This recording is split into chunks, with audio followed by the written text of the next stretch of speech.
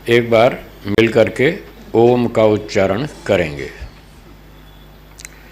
ओ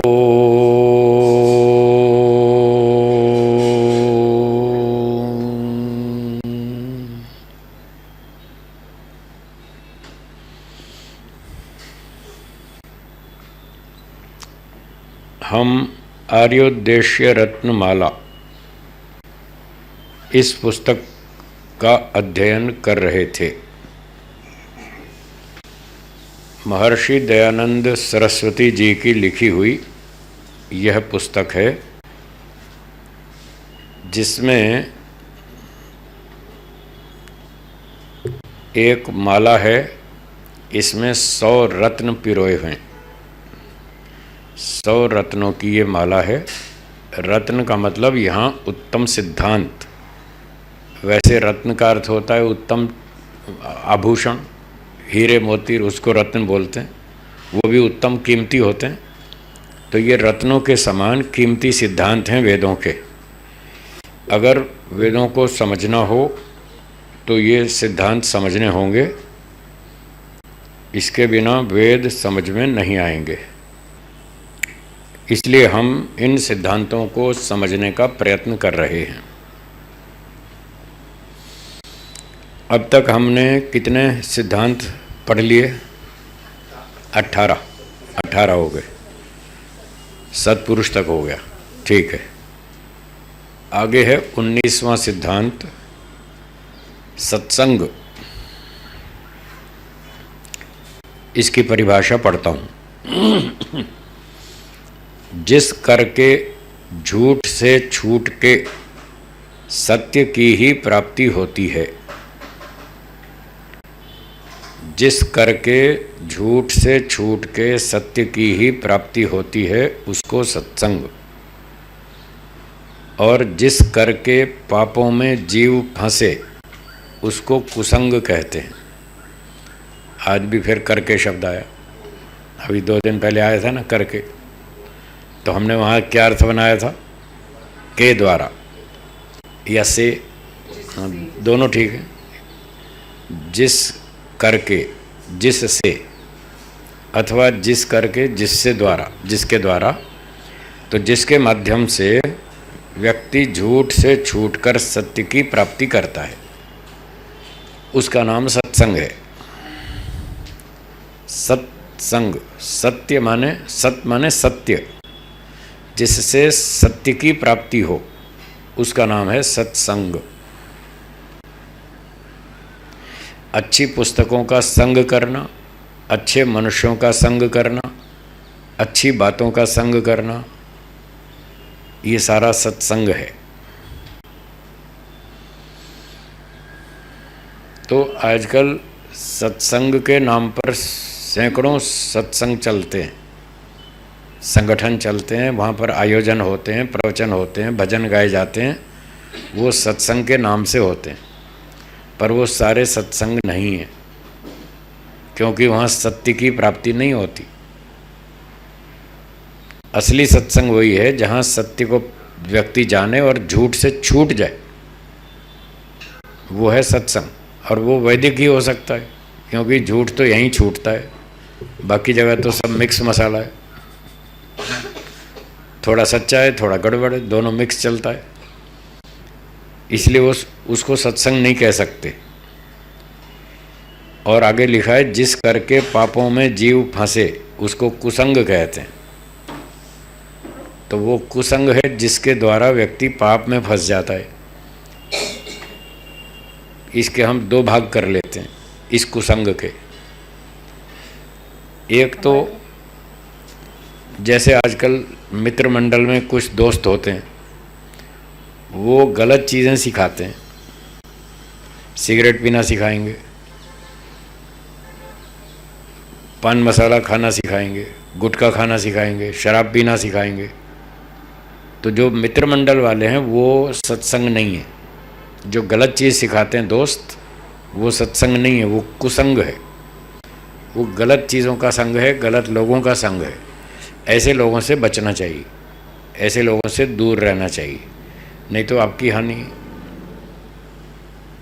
तो एक तो कुसंग है जो फ्रेंड सर्कल है उसमें, हाँ, जहाँ अच्छे दोस्त हैं, अच्छी बात सिखाते हैं, धर्म की बात करते हैं, न्याय की बात करते हैं, अच्छे अच्छे गुण सिखाते हैं, अच्छी चर्चाएं करते हैं, बुराई से बचाते हैं, वो सत्संग ठीक है। फ्रेंड सर्कल्स का वो सत्संग ठीक है। और जो बुराई सिखाए वो कुसंग है। और ऐसे ही जो मैंने कहा अभी सैकड़ों संप्रदाय चल रहे हैं सत्संग के नाम पर, वहाँ जो जो पाखंड सिखाते हैं, झूठ सिखाते हैं, गलत चीज़ सिखाते हैं, वेदों से दूर ले जाते हैं, सच्चे ईश्वर से दूर ले जाते हैं, उल्टा सीधा सिखाते हैं, उनके पास कुछ मोटी मोटी बातें तो अच्छी होती हैं, मोटी मोटी बातें उनके पास अच्छी होती हैं। आइए माता जी, नमस्ते नमस्ते। वो अच्छी बातें कहाँ से ली उन्होंने? वेदों में से। तो जितने भी संप्रदाय सत्संग के नाम पर अपना अपना काम कर रहे हैं, उनमें बहुत सारा तो कुसंग है। नाम सत्संग है वो कुसंग। अच्छी बात कम सिखाते हैं, गलत बात ज़्यादा सिखाते हैं। सत्यार्थ प्रकाश में एक प्रश्न उठाया, महर्षि दयानंद जी ने कहा कि ये आर्ष ग्रंथ हैं, इनको पढ़ना चाहिए, ये अनार्ष ग्रंथ हैं, इनको नहीं पढ़ना चाहिए। पूर्व पक्षी ने प्रश्न उठाया, क्या इन ग्रंथों में थोड़ा भी सत्य नहीं है? बोले है।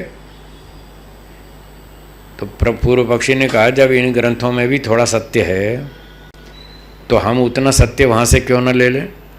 जितना जितना सत्य है उतना तो वहाँ से ले लें। ऐसे लोग आपको आज भी बहुत से मिलेंगे, वो कहेंगे हम अच्छी अच्छी बात ले लेते हैं, खराब खराब छोड़ देते हैं, फिर अच्छी बात तो कहीं से भी लेनी चाहिए, वो ये तर्क देते हैं। महर्षि जी ने इसका उत्तर दिया कि इन ग्रंथों में जो थोड़ा बहुत सत्य है उसके साथ बहुत सारा असत्य भी है। यदि आप सत्य मिश्रित असत्य मिश्रित इन ग्रंथों में से सत्य का ग्रहण करेंगे तो आपको बहुत सारा असत्य भी गले लिपट जाएगा। ये शब्द लिखें, बहुत सा असत्य भी गले लिपट जाएगा, क्योंकि आपको पहचान नहीं है कि ये बात सत्य है और ये बात असत्य है।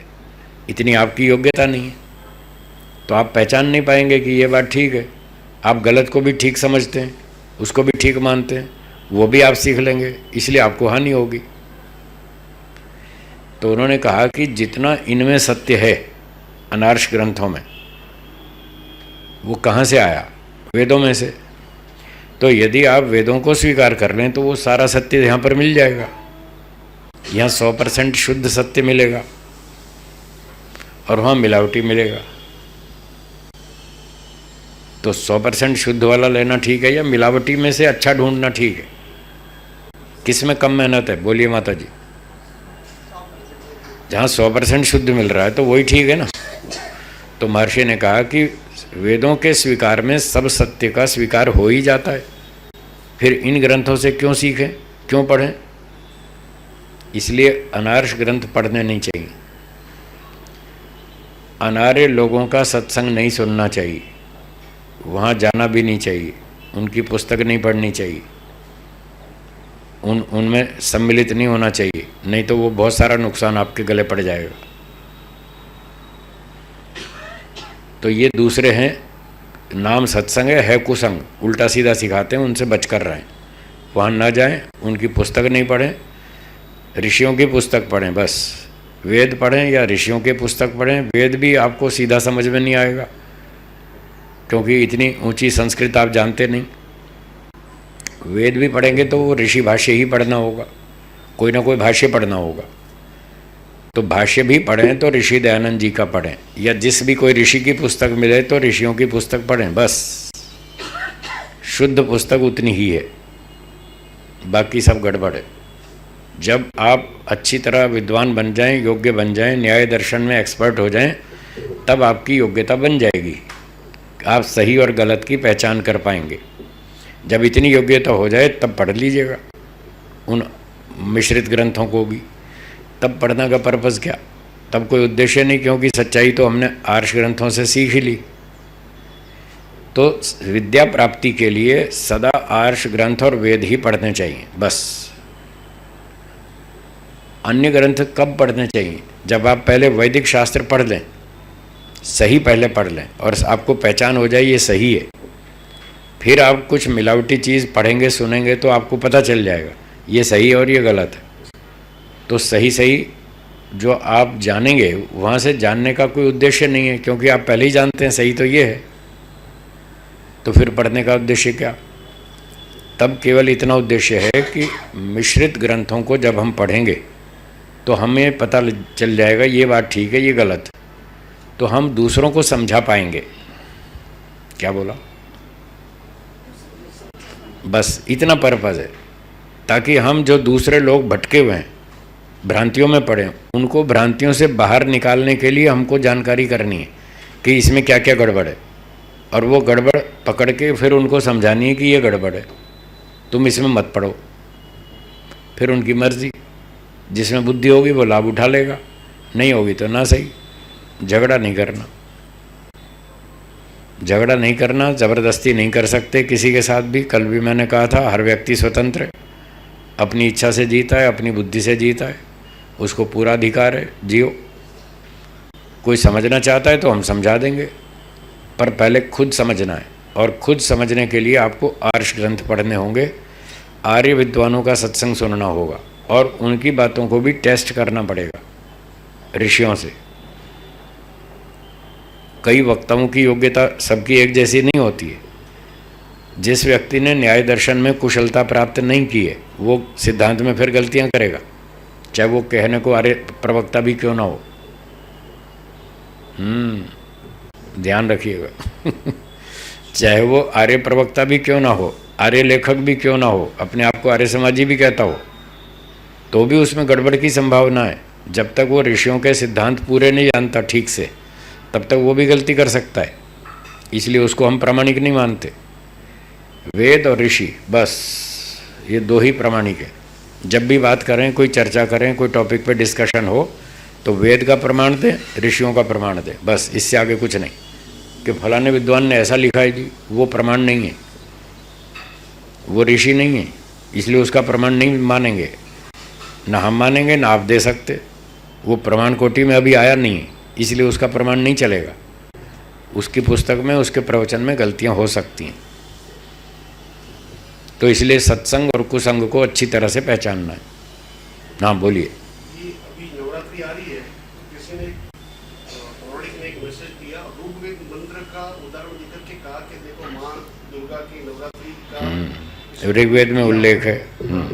सर्व मंगलम मांगल्ये शिवे सर्वार्थ साधिके शरण्ये त्र्यंबके गौरी नारायणी नमोस्तुते।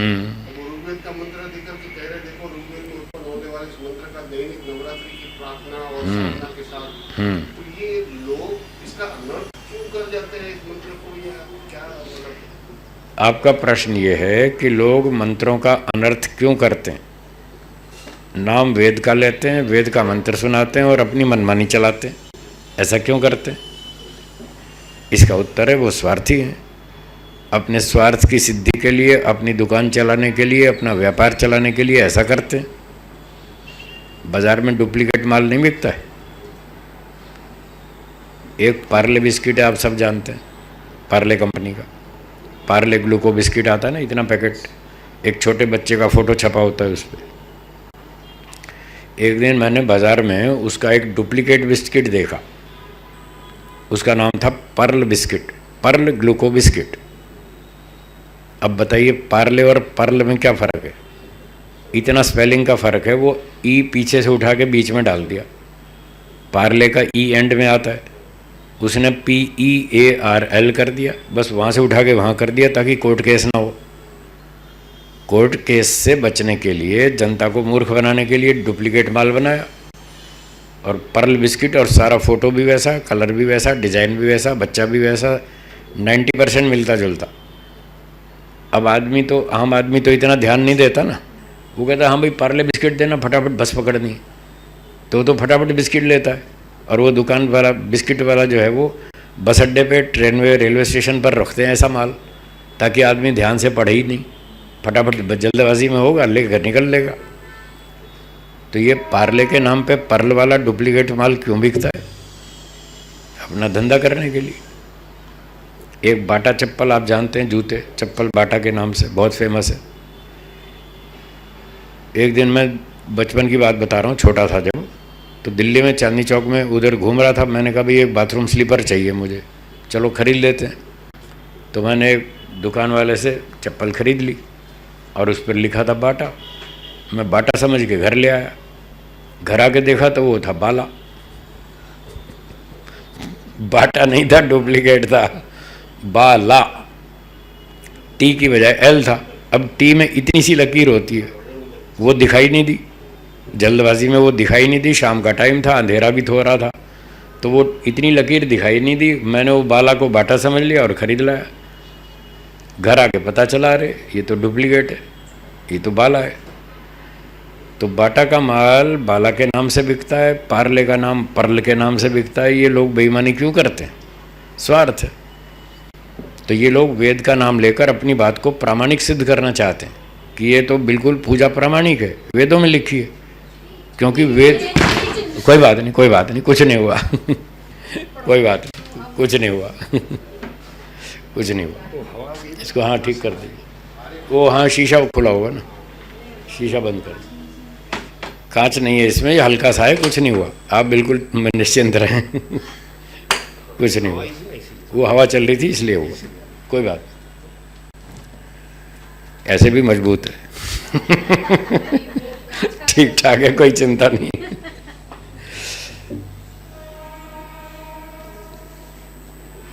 तो वो लोग ये जानते हैं कि वेद प्रामाणिक है, तो वेद के प्रमाण से अपनी दुकान चल जाएगी, इसलिए ऐसा करते हैं।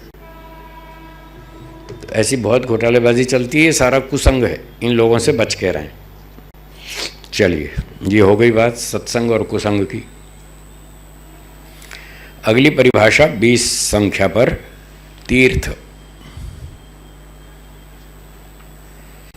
जितने विद्याभ्यास, सुविचार, ईश्वरोपासना, धर्मानुष्ठान, सत्य का संग, ब्रह्मचर्य, जितेंद्रियता आदि उत्तम कर्म हैं, वे सब तीर्थ कहलाते हैं। क्योंकि इन करके जीव दुख सागर से तर जा सकते हैं। फिर आया करके इन करके, इनके द्वारा, इनके माध्यम से, इनकी सहायता से जीव लोग दुख सागर से तर जा सकते हैं। तीर्थ उसे कहते हैं जिस साधन से व्यक्ति दुखों से तर जाए, पार हो जाए, उसको तीर्थ कहते हैं। तो ये जितने साधन यहाँ लिखे महर्षि जी ने, ये सारे तीर्थ हैं। असली तीर्थ ये हैं। लोगों ने गंगा को तीर्थ स्थान बता दिया। ये हरिद्वार में जाते हैं लोग, गंगा जी में स्नान करते हैं, ये तीर्थ स्थान है। वहाँ जो नदी से तर जाते हैं वो तो गौण है। गंगा है, बनारस है, हरिद्वार है, बनारस है, मथुरा है, जो भी है, ये सारे जो तीर्थ स्थान बना रखे हैं, ये कोई तीर्थ नहीं है। तीर्थ वो हैं जो दुख सागर से तराते हैं, पार करते हैं। तो क्या क्या है ये? महर्षि जी लिखते हैं, विद्याभ्यास, विद्या का अभ्यास करना, ये तीर्थ है। ये हमको दुख से पार लगाएगा।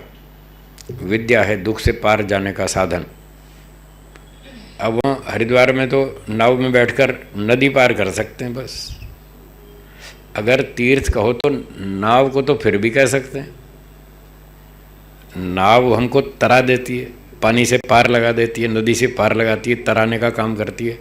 नाव को तीर्थ कहो फिर तो ठीक है, चलो वो भी गौण अर्थ में मान लें हम। वो नदी से पार लगाती है, ये दुख से पार लगाते हैं। असली तीर्थ वो है। तो हरिद्वार आदि स्थान तो कोई तीर्थ नहीं है। तो विद्या जो व्यक्ति पढ़ता है वो बुद्धिमान बन जाता है और विद्या का आचरण भी करता है, तो वो दुख से पार हो जाता है। क्योंकि विद्या इतना सुरक्षा कवच है जो हमें दुखों से बचा लेता है। तो विद्या पढ़नी चाहिए, वेदों की विद्या, सच्ची विद्या पढ़नी चाहिए, वो है असली तीर्थ। और सुविचार, अच्छे विचार, वो दुख से पार लगाते हैं। जो खराब विचार होते हैं वो टेंशन बढ़ाते हैं। झूठ, छल, कपट, बेईमानी, बुराई, वो तो हमको फंसा देंगे बुराइयों में। और जो अच्छे विचार हैं कि सेवा करो, दान दो, परोपकार करो, हैं, दूसरों की मदद करो, सहायता करो, रक्षा करो, प्राणियों को भोजन खिलाओ, उनके साथ अच्छा व्यवहार रखो, उनकी भी जीवन रक्षा करो, तो इस तरह के जो सुविचार हैं वो हमको तनाव से, टेंशन से, काम, क्रोध, लोभ, मोह, अविद्या, राग, द्वेष आदि से पार लगाते हैं, इन सारे दुखों से पार लगाते हैं। इसलिए सुविचार तीर्थ है। ईश्वर उपासना, ईश्वर की उपासना करनी चाहिए, उससे व्यक्ति दुख से पार हो जाता है। चिंता हो, तनाव हो, टेंशन हो, तो व्यक्ति ईश्वर की उपासना करे, उसकी टेंशन दूर हो जाती है, ईश्वर से शक्ति मिलती है, बल मिलता है, उत्साह मिलता है, आनंद मिलता है। उसकी सहायता से उसका चिंता तनाव कम हो जाता है और व्यक्ति अच्छा महसूस करने लगता है, उसको हल्कापन लगता है, उसकी निश्चिंतता बढ़ जाती है, चिंताएं कम हो जाती हैं। तो ईश्वर उपासना वो तीर्थ है, इन तीर्थों का सेवन करना चाहिए। ये हमको दुखों से तराने वाले पदार्थ हैं, ये हैं असली तीर्थ। और ईश्वर उपासना के बाद है धर्मानुष्ठान। धर्म का आचरण करो, यम नियम का पालन करो, सत्य बोलना, ईमानदारी से जीना, न्याय से व्यवहार करना। घरों में बहुत गड़बड़ चलती है, संस्थाओं में भी चलती है, देश दुनिया में सब जगह चलती है। आपको लगता है लोग आजकल न्याय से व्यवहार करते हैं? कहीं दिखता ही नहीं। ट्रेन में जाओ वहाँ घोटाला, बस में जाओ वहाँ लाइन तोड़ते हैं, टिकट खरीदना हो वहाँ लाइन तोड़ के बीच में घुस जाते हैं। अभी परसों बात आ रहे थे, अब मारामारी हो गई लाइन तोड़ के बीच में घुस गए, फिर जिनको आया गुस्सा मारामारी शुरू कर दी। कहाँ न्याय? आज के लोगों का दिमाग ऐसा हो गया है कि जैसे भी हो दूसरे को उल्लू बनाओ, अपना उल्लू सीधा करो, दूसरे को मूर्ख बनाओ, उसका हिस्सा मार लो, उसका अधिकार छीन लो और अपना घर भरो। बस जो इस काम में एक्सपर्ट है वो परफेक्ट है। आजकल तो ये परिभाषा है लोगों की। वो आदमी स्मार्ट है, वो आदमी कुशल है, वो आदमी सफल है जो हेरा फेरी करना जानता है, जो जेब काटना जानता है, जो मूर्ख बनाना जानता है, जो दूसरे को इधर उधर बहकाना जानता है, वो चतुर है, वो सफल है। आजकल ऐसा मानते हैं, सब गलत है। तो ये धर्म का अनुष्ठान नहीं है। न्याय का पालन होना चाहिए, सत्य का पालन होना चाहिए, संयम से रहना चाहिए, चोरी नहीं करनी चाहिए, दान देना चाहिए, दूसरों की मदद करनी चाहिए। ये है धर्म का अनुष्ठान जो ईश्वर ने बताया। अच्छे काम करो। अच्छे काम करने से, ईश्वरोक्त वेदोक्त कार्य करने से व्यक्ति स्वयं भी सुखी रहता है और दूसरों का भी सुख बढ़ता है। तो बस वो है धर्म का अनुष्ठान, वो करना चाहिए। वो तीर्थ है, वो हमको दुख से पार लगाएगा, हमारा सुख बढ़ाएगा। फिर है सत्य का संग। ये सत्य का संग करना, ये तीर्थ है। सत्य को जानो, सत्य को मानो, सत्य का पालन करो। जितना सत्य का आप पहले जानकारी करेंगे कि ये सत्य है, उतना आपको शक्ति मिलेगी, ताकत मिलेगी, आनंद मिलेगा, आपके अंदर कॉन्फिडेंस बढ़ेगा। ये ईश्वर की व्यवस्था है। जितना जितना हम सच्चाई को समझते जाएंगे उतनी हमारी आत्मा बलवान होती जाएगी। ये तो जानने मात्र से। फिर उसको हृदय से स्वीकार करें।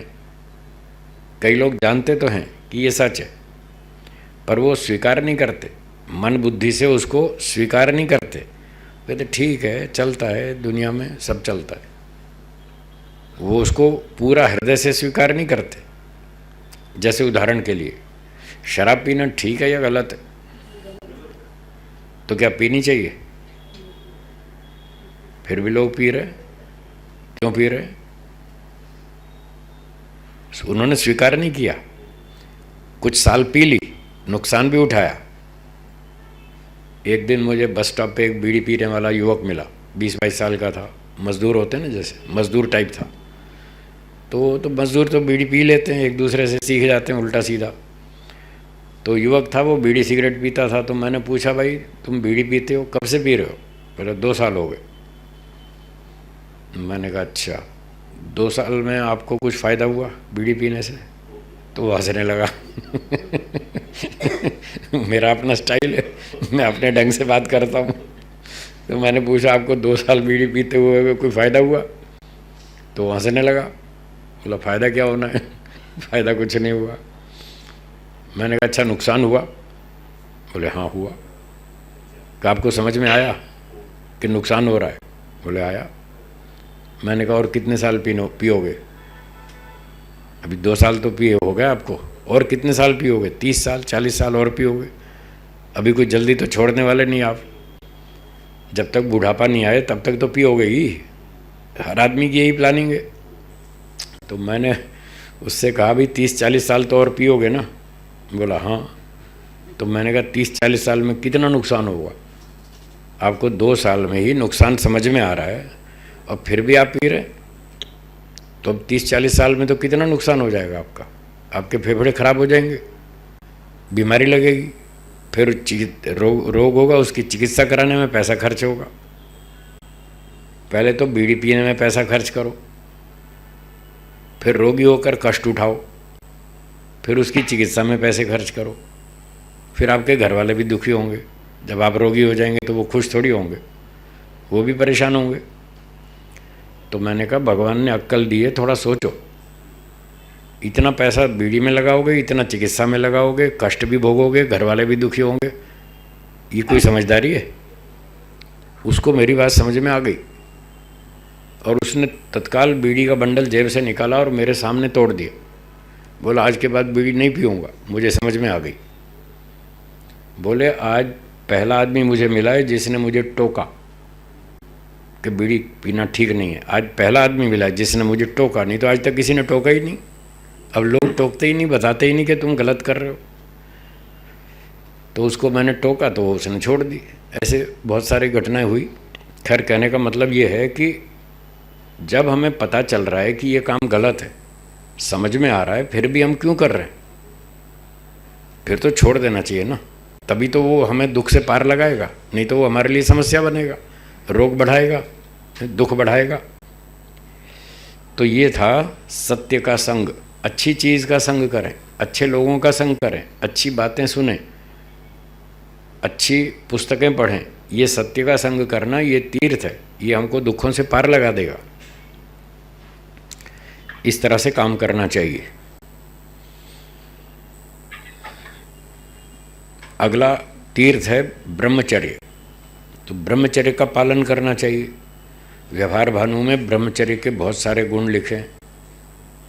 व्यवहार भानु छोटी सी पुस्तक है महर्षि जी की, ऐसी ही उसमें लिखा है ब्रह्मचर्य के पालन करने से कोई शुभ गुण ऐसा नहीं है जो व्यक्ति प्राप्त नहीं कर सकता।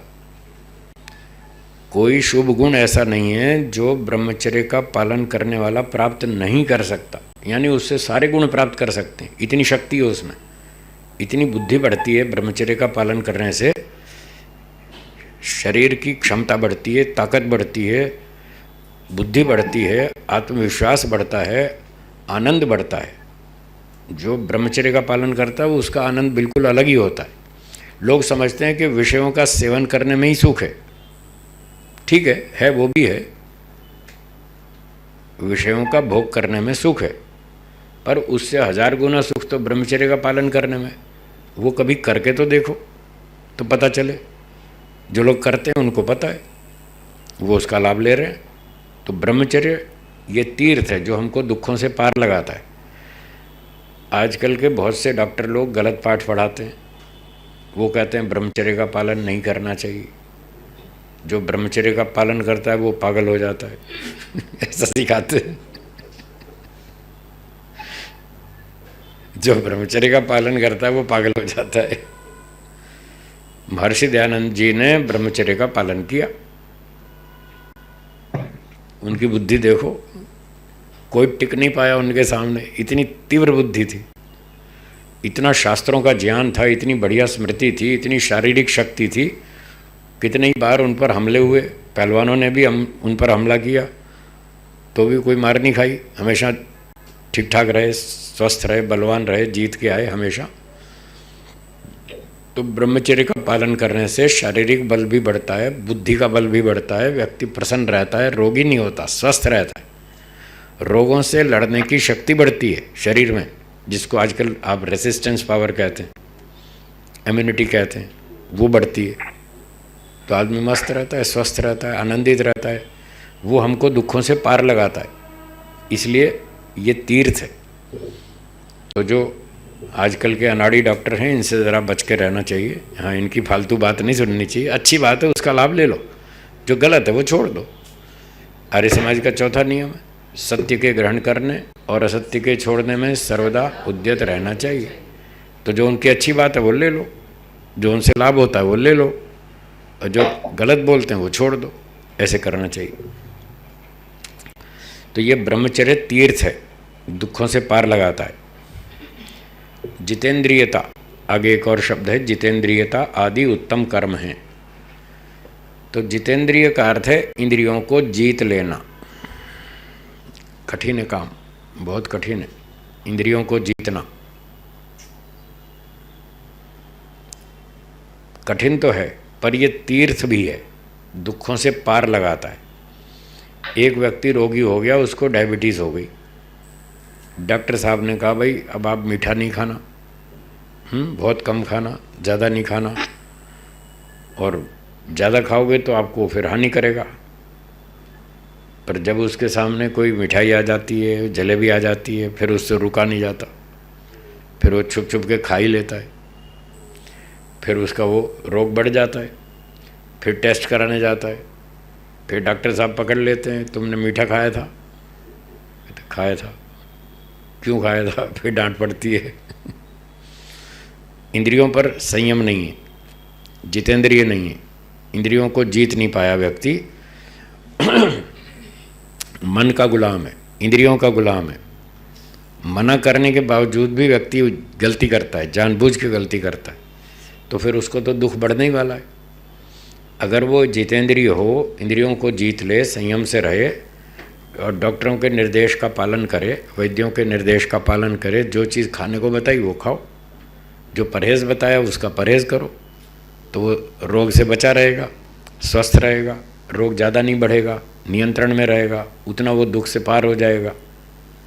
इसलिए जितेंद्रियता भी तीर्थ है, जो हमको दुखों से पार लगाता है, दुखों से बचाता है। तो ये तो मिठाई का तो एक उदाहरण दिया, सभी इंद्रियों की बात है। पांचों इंद्रियों पर संयम करना है, एक इंद्रिय पर भी छूट नहीं की जा सकती। महर्षि मनु जी ने लिखा है कि अगर एक भी इंद्रिय पर असंयम किया, एक भी इंद्रिय में अगर ढीलापन कर दिया, उस पर संयम नहीं किया, कंट्रोल नहीं किया, तो आपकी सारी बुद्धि उसी छेद में से बाहर निकल जाएगी। वो छेद है जो इंद्रिय का असंयम है, वो छिद्र है। उस छिद्र में से सारी बुद्धि निकल जाएगी। जैसे किसी बर्तन में, पानी के बर्तन में पानी भरा हो और उसके तलिए में थोड़ा सा छेद हो जाए तो सारा पानी निकल जाएगा, ऐसा उदाहरण दिया। इसलिए पांचों इंद्रियों पर संयम करना है, वो जितेंद्रिय है। और अब पांचों इंद्रियों पर अलग अलग भी संयम होता है। रसना का संयम अलग किया जाए, नासिका का संयम अलग किया जाए, कान का संयम अलग किया जाए, तो 5 गुनी मेहनत करनी पड़ेगी। 5 इंद्रियों पर अलग अलग संयम करेंगे तो 5 गुनी मेहनत करनी पड़ेगी। और इन पांचों का नेता है मन। मन के पीछे चलती हैं सारी इंद्रियां, है ना।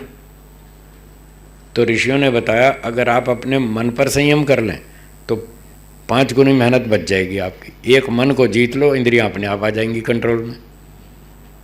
जब जलेबी खाने को मना कर दिया डायबिटीज़ वाले को, और वो अपने मन पर नियंत्रण कर ले कि मुझे नहीं खानी है, मुझे डॉक्टर साहब ने मना किया है, मैं नहीं खाऊंगा, बस अपने मन को कंट्रोल कर ले, तो रसना इंद्रिय भी कंट्रोल में हो जाएगी, कान भी कंट्रोल में हो जाएगा, हर सारी इंद्रियां कंट्रोल में आ जाएंगी।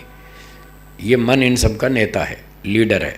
शास्त्रों में ऐसे उदाहरण देकर समझाया, जैसे मधुमक्खियाँ होती हैं। मधुमक्खियाँ आपने देखिए ना।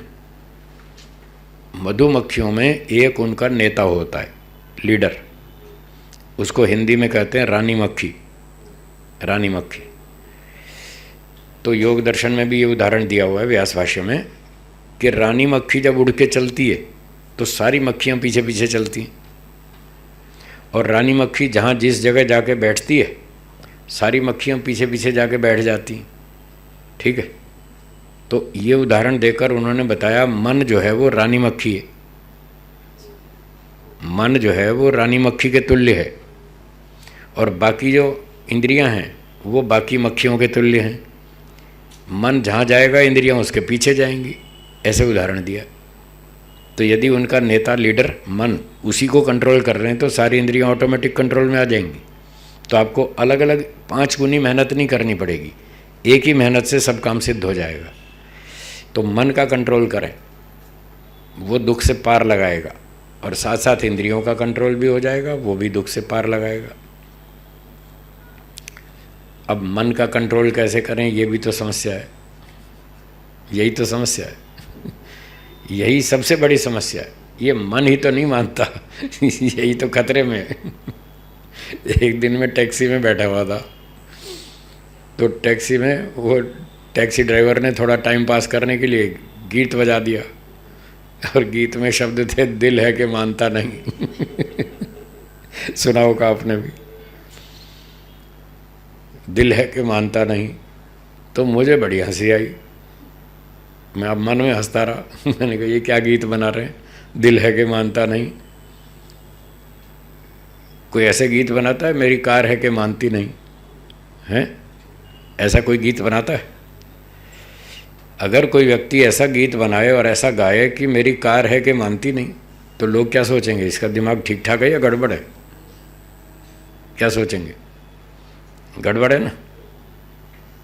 कार जड़ है या चेतन? तो कार जड़ है तो वो आपकी बात मानती है या नहीं मानती? आप जैसे चलाएं कार वैसे चलती है। दाएं मोड़ो वहाँ बाएं मोड़ेगी, बाएं मोड़ो तो बाएं मुड़ेगी, दाएं मोड़ो दाएं मुड़ेगी, स्पीड बढ़ाओ तेज़ हो जाएगी, ब्रेक लगाओ रुक जाएगी। कार आपकी सारी बात मानती है, हाँ या ना? कार जड़ है, वो आपकी सब बात मानती है। मन जड़ है या चेतन? वो क्यों नहीं मानता? कार भी जड़ है, मन भी जड़ है, कार आपकी बात मानती है, मन नहीं मानता, ये क्या मतलब? दोनों जड़ हैं तो दोनों मानने चाहिए, या तो मन नहीं मानता तो कार भी नहीं माननी चाहिए, पर कार तो मानती है आपकी बात। कार क्यों मानती है? इसलिए कि आपने कार चलाना सीख लिया। क्या बोला? कार चलाना सीख लिया, कार को रोकना सीख लिया, कार को मोड़ना सीख लिया, उसका अभ्यास कर लिया, प्रैक्टिस कर ली, तो कार आपकी सब बात मानती है। मन क्यों नहीं मानता? मन को चलाना सीखा नहीं, मन को रोकना सीखा नहीं, मन को मोड़ना सीखा नहीं। वो गीत तो गाते हैं, धीरे धीरे मोड़ तू अपने इस मन को, गाते हैं ना, एक भजन गाते हैं ना, धीरे धीरे मोड़ इस मन को। अब भाई मोड़ें कैसे, वो भी तो सिखाओ, वो तो सिखाते नहीं, गीत गा के चल देते हैं, धीरे धीरे मोड़ इस मन को। ऐसे थोड़ी मुड़ता वो सीखना पड़ता है। मन को कैसे मोड़ें, मन को कैसे चलाएं, कैसे ब्रेक लगाएं, वो टेक्निक है, बिल्कुल साइंटिफिक टेक्निक है। अगर वो आप सीख लेंगे तो आप भी मन के ऊपर बिल्कुल वैसा ही नियंत्रण कर सकते हैं जैसा कार पर कर रखा है आपने। तो कार चलाना सीख लिया, रोकना सीख लिया, मोड़ना सीख लिया, उसका अभ्यास कर लिया, कार आपकी बात मानती है, आपके नियंत्रण में रहती है। तो इसी तरह से मन को भी चलाना, रोकना, मोड़ना सीखें और उसका अभ्यास करें, मन आपके कंट्रोल में आ जाएगा। और मन कंट्रोल में आ गया तो बस फिर तो आपने सारी दुनिया जीत ली।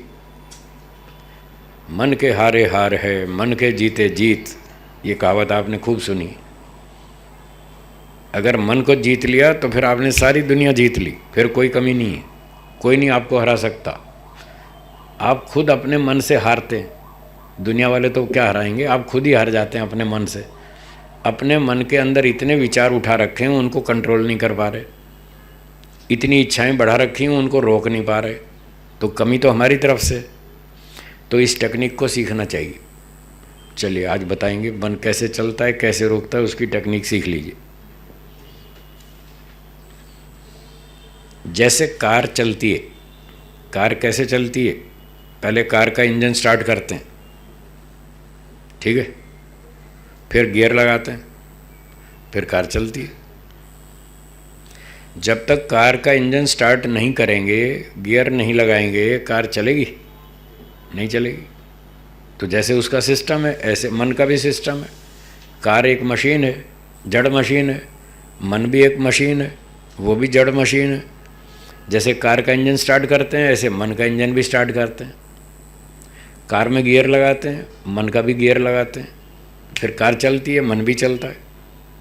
दोनों एक जैसे ही हैं। कार का इंजन कैसे स्टार्ट होता है वो आपको मालूम है, सीख लिया आपने। कार का गियर कैसे लगाना है वो आपने सीख लिया। अब मन का इंजन कैसे स्टार्ट होता है वो सुनिए। मन का इंजन स्टार्ट होता है इच्छा से। क्या बोला?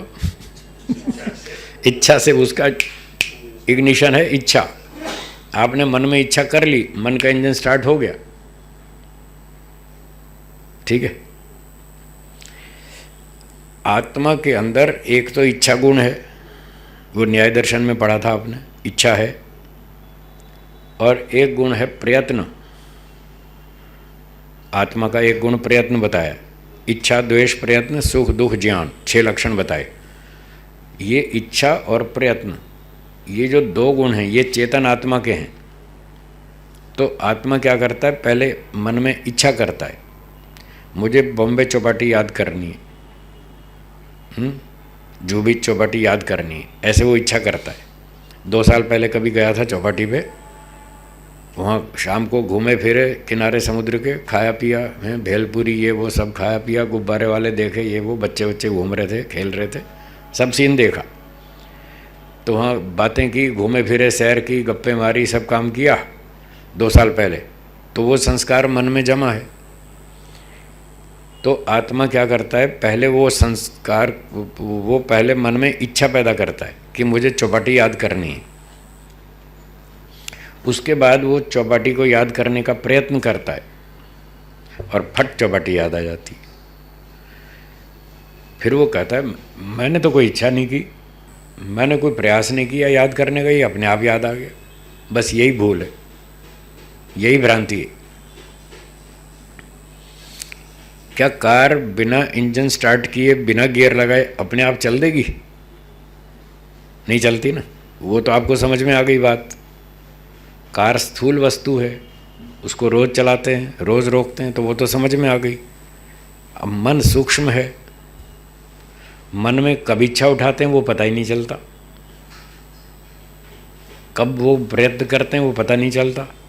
इसलिए लोगों को ये लगता है साहब हमने कोई इच्छा ही नहीं की, हमने कोई प्रयत्न नहीं किया, तो अचानक अपने आप याद आ गया।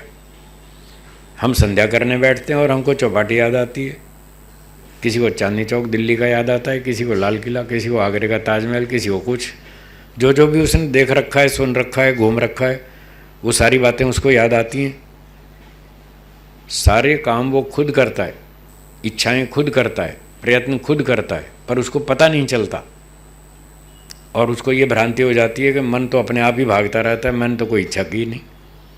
तो ये भ्रांति है। जैसे कार अपने आप नहीं चलती, ऐसे मन भी अपने आप कोई विचार नहीं उठाता। कार को ड्राइवर चलाता है, वो चेतन है। हाँ या ना? कार को चलाने वाला ड्राइवर चेतन है। तो मन का ड्राइवर आत्मा है, वो भी चेतन है। चेतन वस्तु ही जड़ वस्तु को चलाती है, ये नियम है।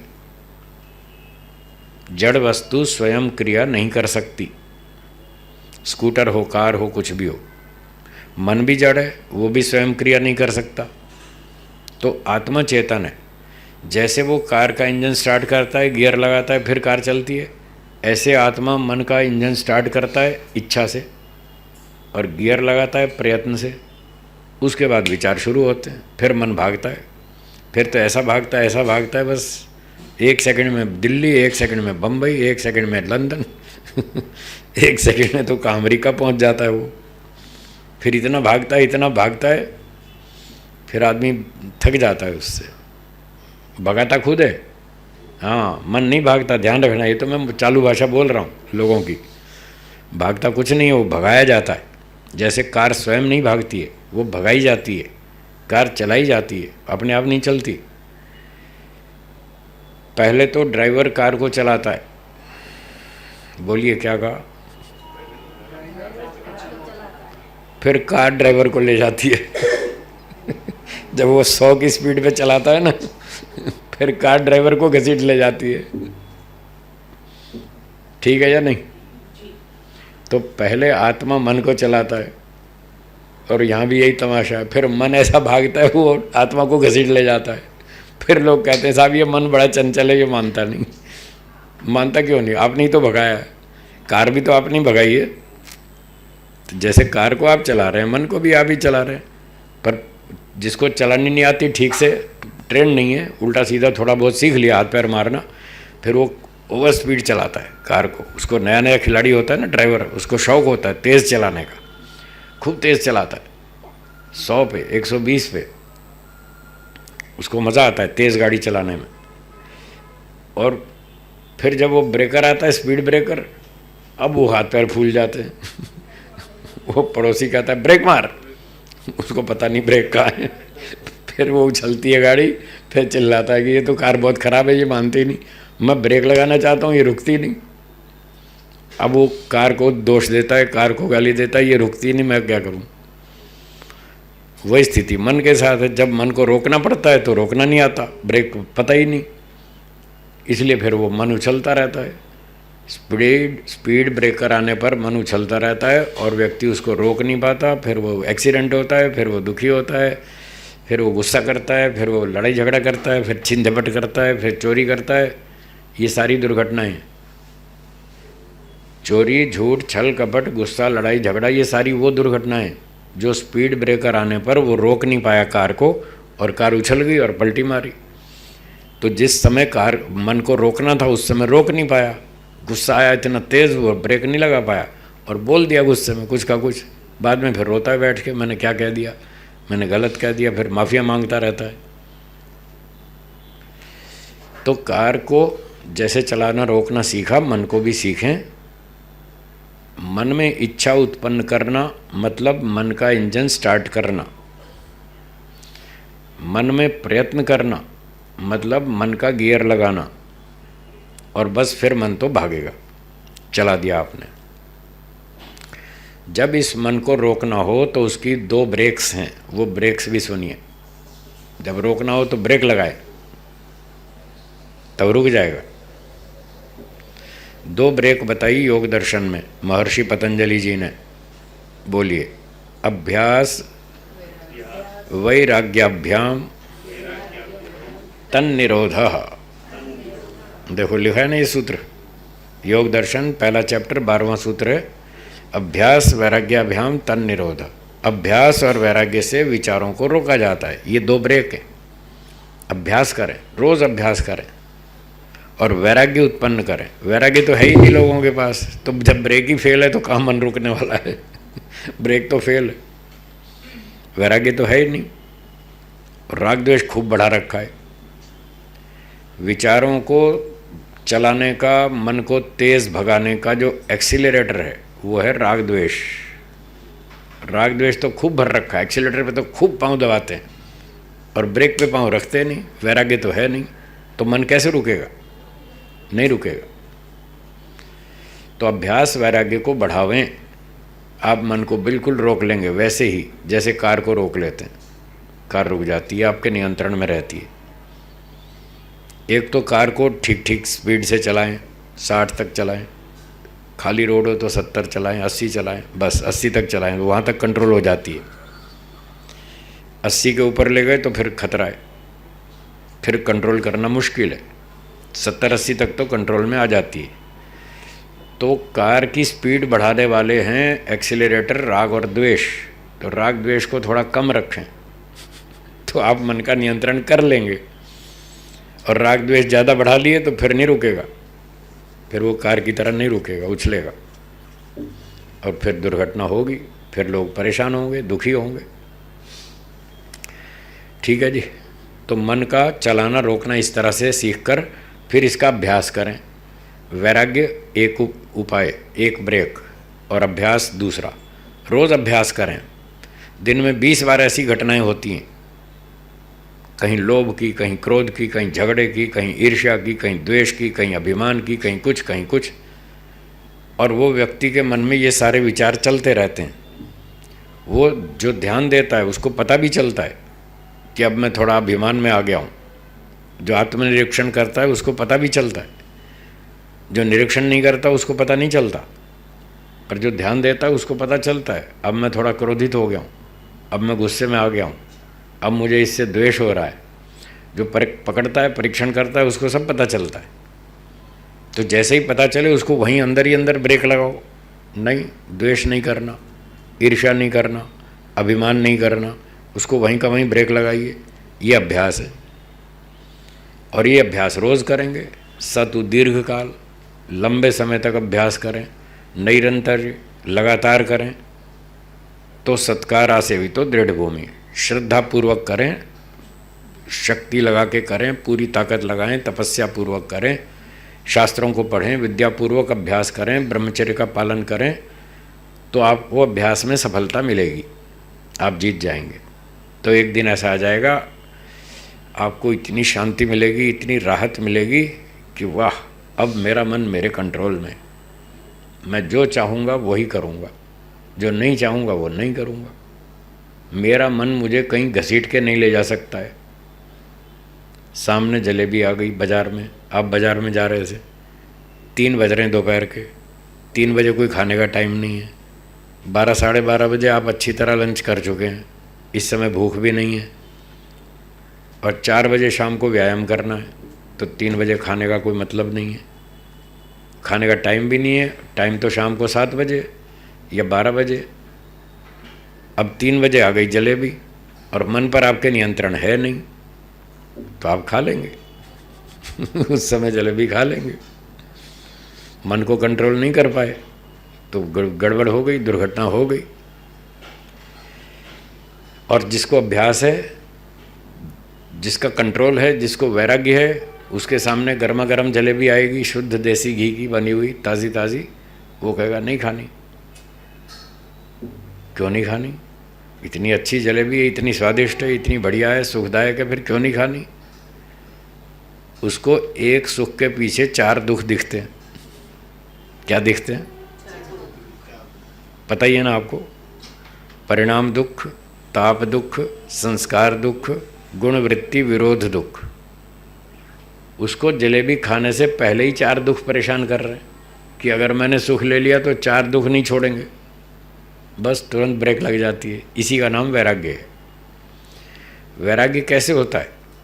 जब आपको वस्तु में दुख दिखता है तो वैराग्य होता है, अगर सुख दिखता है तो राग होता है।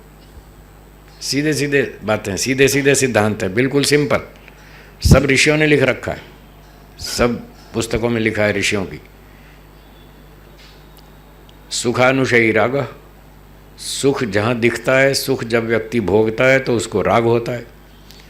दुखानुशयी द्वेष, सुखानुशयी राग, दुखानुशयी द्वेष। जब आप सुख भोगेंगे तो राग होगा, दुख भोगेंगे तो द्वेष होगा, और सुख दुख दोनों को ब्रेक लगाएंगे तो वैराग्य होगा। तो सुख देखने से राग होता है। किसी वस्तु में दुख देखने से 2 रिएक्शन होते हैं, वैराग्य भी हो सकता है, दुख भी हो सकता, द्वेष भी हो सकता है। दुख देखने से वैराग्य भी हो सकता है और द्वेष भी हो सकता है, दोनों हो सकते हैं।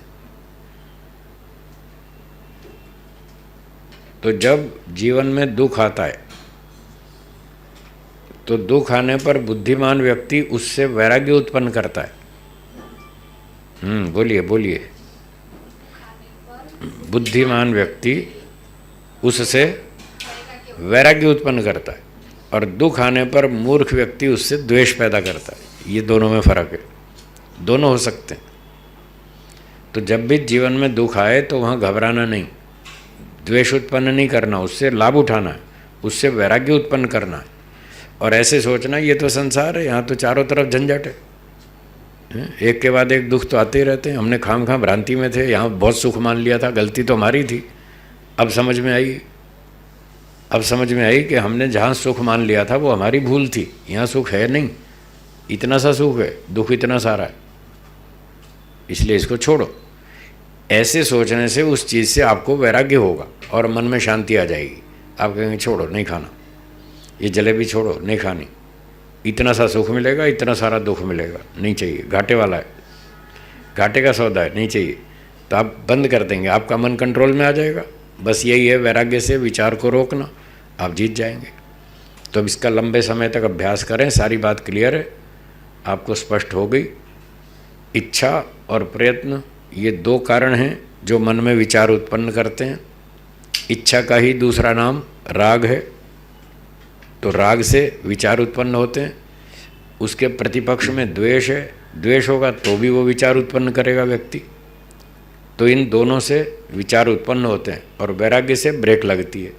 तो वैराग्य को बढ़ाएं, रोज़ अभ्यास करें, धीरे धीरे मन का कंट्रोल हो जाएगा, आप मन को जीत जाएंगे। जब मन को जीत लिया तो इंद्रियां ऑटोमेटिक कंट्रोल में आ ही जाएंगी। अगर आपने ब्रेक लगा दी तो पहिए रुक ही जाएंगे अपने आप, कार भी रुक जाएगी, पहिए भी सब रुक जाएंगे। तो इस तरह से अभ्यास करें। ये थी बात तीर्थ की, ये तीर्थ की बात चल रही थी। जितेंद्रियता इत्यादि ये सारे उत्तम कर्म हैं, इनका नाम तीर्थ है, क्योंकि इनके द्वारा जीव दुख सागर से तर जाते हैं। ये दुख से तराने वाले, दुख से पार करने वाले साधन हैं, यही सच्चे तीर्थ हैं। ठीक है जी। तो ये बात हो गई हमारी, 20 सिद्धांत हो गए। 21वां स्तुति। जो ईश्वर व किसी दूसरे पदार्थ के गुण ज्ञान, कथन, श्रवण और सत्य भाषण करना है, वह स्तुति कहलाती है।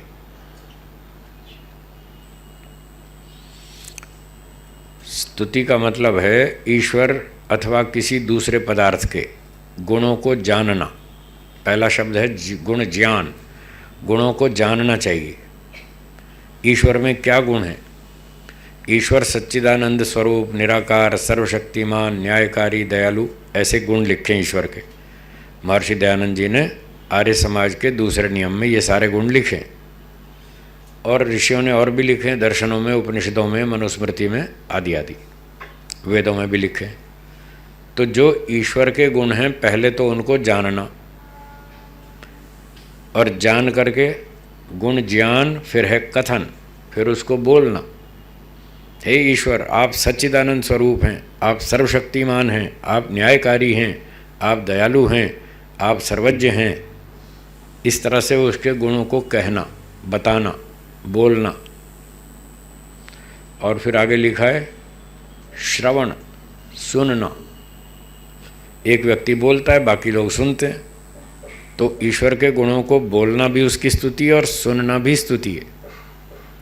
अब ये आपके लिए थोड़ी नई बात होगी कि सुनना भी स्तुति है। आज तक तो कभी सुना नहीं कि गुणों को सुनना भी स्तुति है। अब तक हाँ वो लिखा है, ठीक बात है। पर ये स्तुति के नाम से आपने ये बात नहीं सुनी होगी पहले कि गुणों को सुनना भी स्तुति है। गुणों को बोलना ये तो आप जानते ही हैं कि स्तुति है। ईश्वर के गुण कहो, ईश्वर की स्तुति है। तो महर्षि जी लिखते हैं अथवा किसी दूसरे पदार्थ के गुण कहो, वो उसकी स्तुति है। ये रेडियो टीवी वाले सारा दिन विज्ञापन करते रहते हैं वस्तुओं का, वो स्तुति तो करते हैं सारा दिन। Washing powder Nirma, washing powder Nirma ऐसे सारा दिन आती थी ना कभी, तो ये सारा दिन उसकी वॉशिंग पाउडर निरमा की स्तुति करते रहते हैं। दिन में 20 बार दिखाते हैं ऐड, तो लोगों के दिमाग में घुस जाता है कि हाँ भाई वॉशिंग पाउडर निरमा अच्छा है। दूध सी सफ़ेदी निरमा से आए, कपड़ों का रंग खिल खिल जाए, पता नहीं क्या क्या बोलते हैं। उतनी स्तुति करते हैं, उसको फिर रुचि हो जाती है। वो जाके फटाफट दुकान पे कहता भाई वॉशिंग पाउडर निरमा दो, और अगर 2 पैकेट के साथ तीसरा फ्री मिलता हो फिर तो पहले वही खरीदेंगे। जिसकी स्कीम चल रही है पहले तो वही लाओ। तो ये स्तुति है। पाउडर के गुण बताओगे तो पाउडर की स्तुति है, साबुन के गुण बताओ तो साबुन की स्तुति है, घी के मक्खन के गुण बताओ तो उसकी स्तुति है, ईश्वर के गुण बताओ तो उसकी स्तुति है। इसलिए कह रहे हैं ईश्वर के या किसी अन्य पदार्थ के गुणों को जानना, कहना और फिर सुनना। एक व्यक्ति कहेगा तो दूसरा सुनेगा। अगर कोई सुनने वाला ना हो तो किसको कहेगा? दीवार को थोड़ी सुनाएगा। तो जब वो कहेगा तो कोई सुनने वाला भी चाहिए ना। इसलिए कहना और सुनना ये दोनों स्तुति के अंतर्गत है। और एक और परिभाषा लिखी है, सत्य भाषण करना, ये स्तुति है। ये भी आपके लिए कुछ नई बात होगी। सत्य बोलना स्तुति है। इसकी व्याख्या में सत्यार्थ प्रकाश के चौथे समोल्लास में ये बात लिखी है।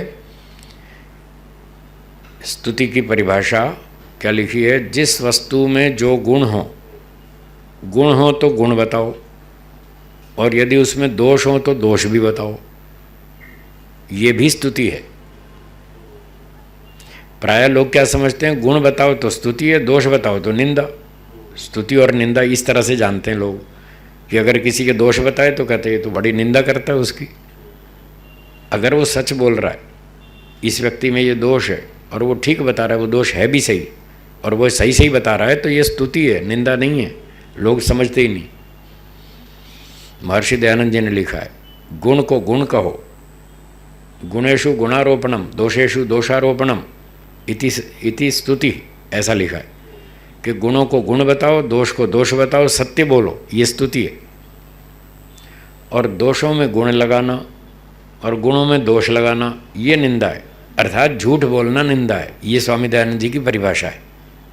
इसलिए यहाँ पर भी उन्होंने लिखा सत्य भाषण, ये स्तुति है।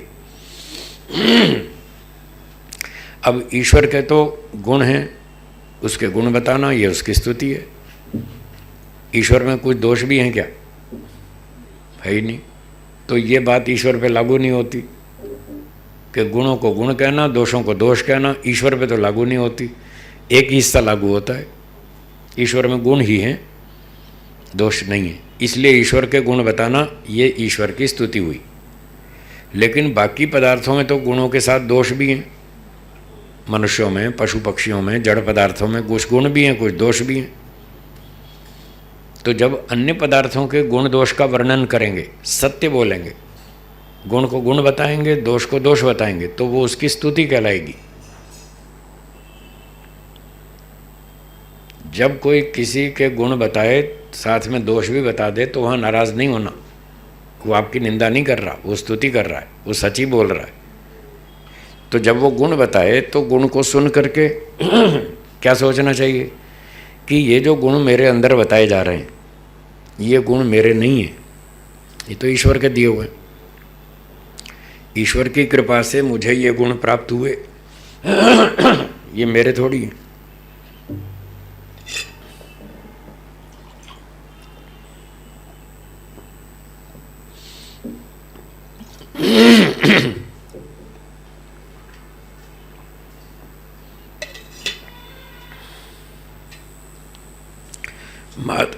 माता पिता के आशीर्वाद से, गुरुजनों के प्रशिक्षण से ये गुण मुझे प्राप्त हुए हैं, ये मेरे थोड़ी हैं। जड़ पदार्थों से खा पी कर मैंने इतनी शक्ति प्राप्त की और ये सब काम किया है, तो इनकी सहायता से है, सारा हिस्सा मेरा थोड़ी है। इस तरह से सोचना चाहिए। जब कोई आपके गुणों की प्रशंसा करे तो इस तरह से सोचें, तो आपको अभिमान नहीं आएगा और वो स्तुति भी हो जाएगी। आपकी स्तुति कर दी किसी ने, स्तुति भी हो गई और आपने इस तरह से उसका रिएक्शन किया तो अभिमान से बच गए। अभिमान बहुत खतरनाक है। लोग कहते तो हैं जी अभिमान नहीं करना चाहिए, पर वही लोग ज़्यादा करते हैं। जो मना करते हैं वही करते हैं, सभी करते हैं। कोई कोई बच पाता है इस अभिमान से, कोई कोई बच पाता है। वो बच पाता है जो ईश्वर समर्पण करता है, वो बच पाता है। इसका वो इलाज है ईश्वर समर्पण, ईश्वर प्रणिधान। सब ईश्वर का दिया हुआ है, मेरा कुछ नहीं है। थोड़ी से हाथ पैर मारे बस, थोड़ी सी मेहनत मेरी है, बाकी कुछ नहीं है। चलो उसको सारी गिनती करें तो 1% मान लो। आपकी 100% योग्यता में से 1% योगदान आपका है, बाकी सब दूसरों का है।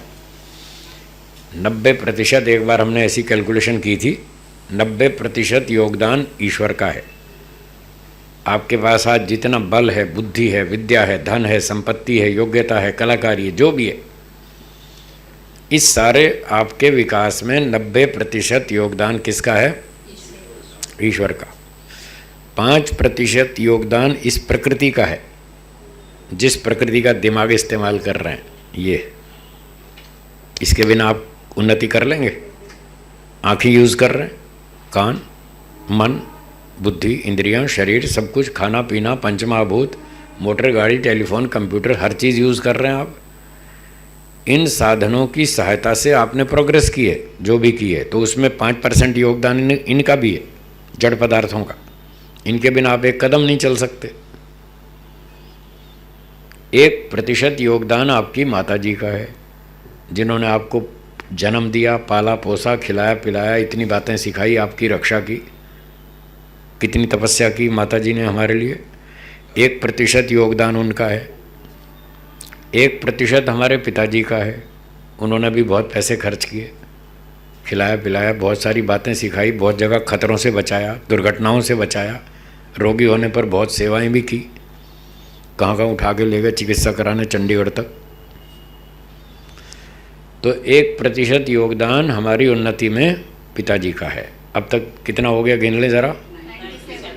90% ईश्वर का, 5% प्रकृति का, 1% माता जी का, 1% पिताजी का, 97। 1% योगदान हमारे सारे टीचर्स का, जो प्राइमरी से लेकर अब तक हमको पढ़ाते रहे। किसी ने मैथ्स पढ़ाया, किसी ने हिंदी पढ़ाई, किसी ने गुजराती, किसी ने अंग्रेज़ी, किसी ने कुछ, किसी ने कुछ। अगर वो सारे अध्यापक हमारे को हमें इतनी विद्या ना देते तो आज हम यहाँ पर नहीं होते। तो हमारी सारी सफलता में, उन्नति में, योग्यता में उनका भी 1% योगदान है। अब 98 हो गया। और 1% सारे देश के उन लोगों का है जो हमारे लिए बिजली बनाते हैं, सड़क बनाते हैं, ट्रेन बनाते हैं, हवाई जहाज़ बनाते हैं, कंप्यूटर बनाते हैं, कार बनाते हैं, मोबाइल फ़ोन बनाते हैं, अनाज पैदा करते हैं, खेत में काम करते हैं। देश भर के लाखों करोड़ों व्यक्ति हैं जो हमारी सेवा कर रहे हैं। उनकी सहायता से हम यहाँ तक पहुँचे। 2 घंटा लाइट चली जाए, देखो हाय तौबा मच जाती है, लोग परेशान हो जाते हैं। तो बिजली के कारण तो आप सारा काम कर रहे हैं, अच्छी तरह सुख से जी रहे हैं, सारे उन्नति कर रहे हैं। तो ये 1% योगदान उन सारे देश भर के करोड़ों व्यक्तियों का है, जिनकी सहायता से हम यहाँ तक पहुँचे। अब कितना हुआ? अब कितना बचा? बस उतना ही आपका है। आपका योगदान केवल 1% है, जो आपने थोड़ी मेहनत की है, हाथ पैर मारे, बुद्धि लगाई, बस 1% आपका है।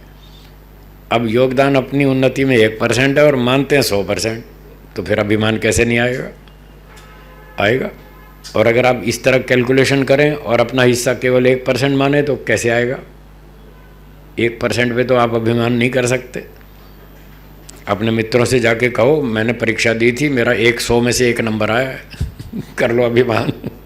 100 में से 1।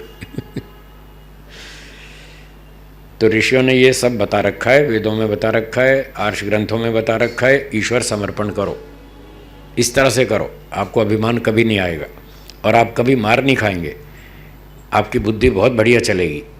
जिसको अभिमान आ जाता है उसकी बुद्धि नष्ट हो जाती है, फिर वो उल्टा सीधा काम करता है, ठीक नहीं करता। तो ये बात थी ईश्वर की स्तुति। ईश्वर में तो सारे गुण ही गुण हैं, पर मनुष्यों में गुण भी हैं और दोष भी हैं। जब कोई आपके गुण बताए तो उसको ईश्वर समर्पण कर दो कि ईश्वर की कृपा से है, हमारा कोई कुछ खास कुछ नहीं है। और दोष बताए तो ध्यान से सुनो। जो आपका दोष बताए उससे द्वेष नहीं करना, उससे ईर्ष्या जलन नहीं करना, झगड़ा नहीं करना। लोग इससे उल्टा काम करते हैं। वो कहते हैं अच्छा ये मेरे दोष बताता है, ये 1 बताता है, मैं 4 बताऊंगा। वो उसको 4 गुना ठोकता है, उस पर चाहे सच्चा आरोप चाहे झूठा आरोप, जो भी उसको 2-4 सुना देता है। तो फिर वो भटक जाएगा, वो शांति से नहीं जी पाएगा, वो न्याय नहीं कर पाएगा, उन्नति नहीं कर पाएगा, सुख से नहीं जी पाएगा। तो कोई आपका दोष बताए तो उसको प्रेम से सुनो। वो स्तुति कर रहा है, झूठ नहीं बोल रहा, सच बोल रहा है। यदि आपका दोष सही सही बता रहा है तो प्रेम से सुनो, उसको स्वीकार करो सत्य के ग्रहण करने में उद्यत रहना चाहिए। उसको स्वीकार करो, उसको दूर करो। दुखी क्यों होना, गुस्सा क्यों करना, झगड़ा क्यों करना? ठीक है। यदि कोई सही सही दोष बताए, जो दोष आप में है, तो उसको सुनो, स्वीकार करो, दूर करो। और यदि झूठा आरोप लगाए तो भी दुखी होने की बात नहीं है। जब कोई व्यक्ति आपका दोष बताए तो शांति से सुनो और फिर विचार करो, क्या ये दोष मुझ में है? यदि है तो ठीक करो, और नहीं है तो फिर टेंशन काहेगी? जब दोष तो कुछ है ही नहीं, फिर क्यों दुखी है? फिर दुखी तब भी नहीं होना। तब क्या सोचना, जिस व्यक्ति ने आप पर झूठा आरोप लगाया, आप पर मिथ्या आरोप लगाया, या तो उसने जानबूझकर लगाया या अनजाने में लगाया, दो ही पक्ष हैं। अगर जानबूझकर लगाया तो उसने अपराध किया या नहीं, उसको ईश्वर दंड देगा या नहीं? तो ईश्वर उसको दंड दे देगा। योस्मान द्वेष्टि तम्बो जम्भे दद्मा। उसको ईश्वर के न्याय पर छोड़ दो और मस्त रहो। दुखी नहीं होना, झगड़ा नहीं करना, जलन नहीं करना, द्वेष नहीं करना, कुछ नहीं करना। अपना बचाव ज़रूर करना कि मुझे द्वेष नहीं करना है, इसने झूठा आरोप लगाया, ईश्वर इसको दंड देगा, तो आप बच गए सुरक्षित। और अगर उसने अनजाने में दोष लगाया, हम पर अनजाने में झूठा आरोप लगा दिया, तो वैसे भी गलती कम है उसकी। गलती तो है, अनजाने में भी क्यों लगाया? परीक्षा करो, पहले परीक्षा करो और देखो वो दोष है या नहीं है। यदि नहीं है तो क्यों झूठा आरोप लगाते हो? नहीं मालूम तो बोलो नहीं मालूम, चुप रहो, मुझे पता नहीं है ये आदमी कैसा है, ऐसे बोल के ब्रेक लगाओ अपने आप को। और चलो फिर भी उसने अनजाने में झूठा आरोप लगा दिया, तो आप उस दोष को आपने अपने अंदर चेक किया कि मुझ में ये दोष तो है ही नहीं, फिर मुझे क्या टेंशन है, क्या चिंता है, मेरा कुछ नहीं बिगड़ेगा, ये तो झूठा आरोप है। अधिक से अधिक वो क्या करेगा, 10 लोगों में आपकी बदनामी करेगा, झूठा आरोप लगा के 10 लोगों में आपकी प्रतिष्ठा को बिगाड़ेगा, उससे आपको नुकसान हो सकता है। जब उसने आप पर झूठा आरोप लगा दिया तो 10 आदमी सोचेंगे अच्छा ये तो बहुत खराब आदमी है, ये ऐसे काम करता है, 10 आदमी ऐसा सोचेंगे। उस स्थिति में क्या करना, उस स्थिति में ये करना जब आपको पता चल गया कि इसने मुझ पर झूठा आरोप लगाया और अनजाने में लगाया, अब लोगों को तो विरुद्ध भड़का दिया मेरे विरुद्ध, तो अब आपको ये देखना है उन 10 में से बुद्धिमान कौन है। क्या बोला? हाँ, आपको वो छांटना। इन 10 में से 2 बुद्धिमान मिलेंगे, सारे तो बुद्धिमान नहीं होंगे पर 2 तो मिलेंगे ना।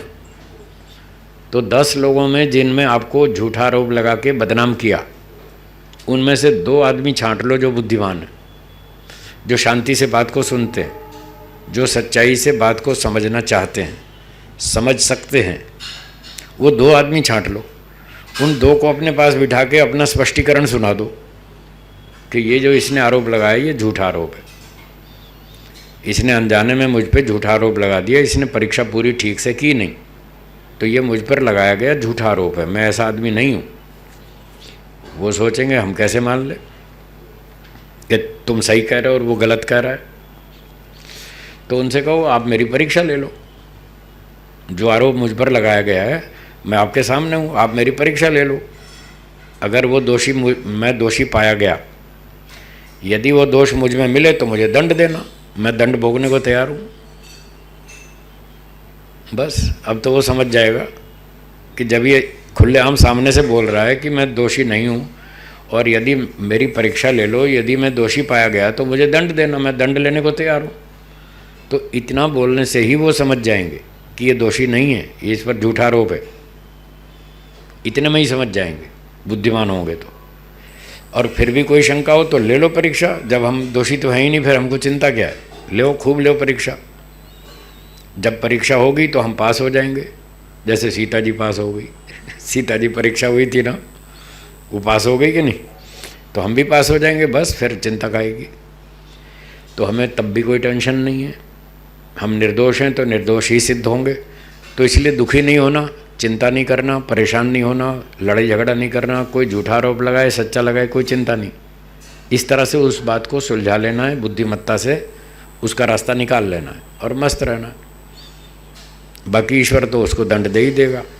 अब जो दो बुद्धिमान हैं वो समझ गए हमारी बात कि ये निर्दोष है, वो दो बुद्धिमान बाकी 8 लोगों को समझा देंगे, वो आपका काम कर देंगे। आपको 10 तक जाने की ज़रूरत नहीं है, 2 ही को अपना समझा दो, वो अपने आप समझा देंगे कि नहीं नहीं वो झूठा आरोप है, ऐसे ही फालतू बोल रहा है, कुछ नहीं है, हमने पूछ लिया, हमने देख लिया, कुछ नहीं है, सब झूठ है। हो गया समाधान। ऐसे करना चाहिए, द्वेष नहीं करना चाहिए, झगड़ा नहीं करना चाहिए।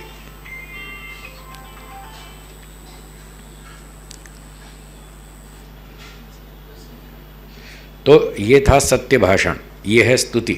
जब कोई गुण बताए, दोष बताए, मनुष्यों के भी बता सकता है, जड़ वस्तुओं के भी। तो जड़ वस्तुओं में भी गुण होते हैं, दोष भी होते हैं, सारे सुख तो कहीं मिलते नहीं। तो इस प्रकार से महर्षि जी कहते हैं सत्य भाषण करना ये स्तुति है। जड़ हो या चेतन हो, उसके सत्य भाषण करो, वो सारी स्तुति है। और ईश्वर पे तो केवल एक ही बात लागू होती है, केवल गुण, उसमें दोष है ही नहीं। ये हो गई स्तुति।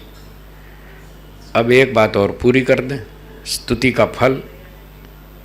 एक निंदा भी जुड़ी हुई है। चलो ये दो सिद्धांत और पढ़ते हैं, फिर एक चैप्टर पूरा हो जाएगा, प्रसंग पूरा हो जाएगा। स्तुति का फल 22वां, जो गुण ज्ञान आदि के करने से गुण वाले पदार्थों में प्रीति होती है, वह स्तुति का फल है। तो जैसे अभी बताया वॉशिंग पाउडर निरमा, उसके गुण बताएंगे तो उसमें स्तुति, उसमें रुचि हो जाएगी। दिन में 20 बार सुनेंगे तो 20 बार उसका असर पड़ेगा और व्यक्ति को रुचि हो जाएगी, जाके वो वॉशिंग पाउडर निरमा खरीदेगा। कोई साबुन की स्तुति करता है तो साबुन में रुचि हो जाएगी, वो साबुन खरीद लेगा। शैम्पू की करेगा तो शैम्पू में रुचि हो जाएगी। तो जिस भी पदार्थ की स्तुति करेंगे उसके गुणों को जानने से उस वस्तु में रुचि हो जाएगी। ये स्तुति का फल है। यदि स्तुति करने से, सुनने से साबुन में, शैम्पू में और चीज़ों में, वॉशिंग पाउडर में रुचि बनाई जा सकती है,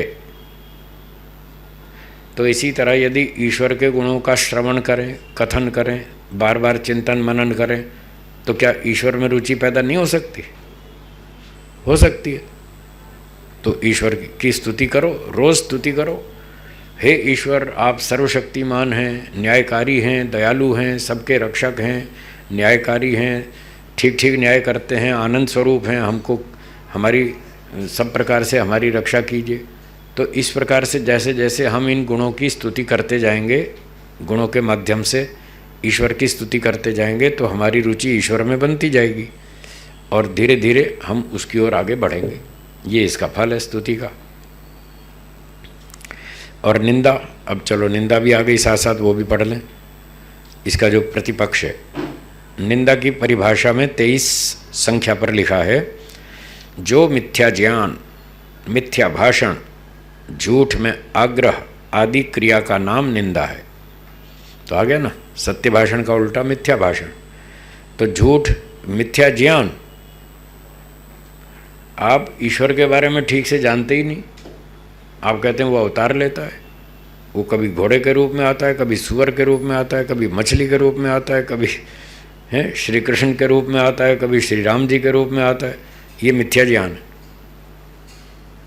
ये निंदा है। और मिथ्या ज्ञान करके फिर मिथ्या ही कथन करेंगे, झूठ ही बोलेंगे।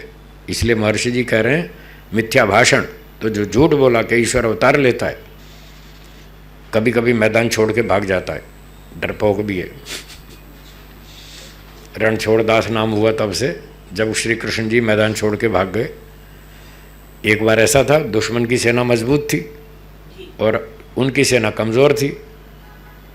तो वो उन्होंने सिद्धांत देखा, युद्ध शास्त्र, नीति शास्त्र का सिद्धांत है कि जब दुश्मन ताकतवर हो तो भाग जाओ, पहले अपनी जान बचाओ, अपनी ताकत बढ़ाओ, फिर उससे टकराओ। ये नीति शास्त्र कहता है। तो वो तो वेदों के विद्वान थे, नीति कुशल थे, वो जानते थे इस समय लड़ना ठीक नहीं है, इस समय तो भाग लो, तो भाग गए। तब से उनका नाम हो गया रणछोड़दास, रण छोड़ करके भाग गए। तो वो बुद्धिमत्ता थी, समझदारी थी। पर वो मनुष्य लोग तो कर सकते हैं, पर ईश्वर तो ऐसा करता नहीं, वो तो डरता नहीं किसी से। फिर भी लोग उसको ईश्वर मान के चल रहे हैं, उसको ईश्वर का अवतार बता रहे हैं। तो ये मिथ्या ज्ञान और मिथ्या भाषण है, इसका नाम निंदा है। ये लोग श्री कृष्ण जी के गीत गा रहे हैं, उसको ईश्वर बना के बता रहे हैं, ये उसकी स्तुति नहीं है, ये उसकी निंदा है, झूठ बोल रहे हैं। तो इस प्रकार से झूठ में आग्रह आदि क्रिया करना, इसका नाम निंदा है।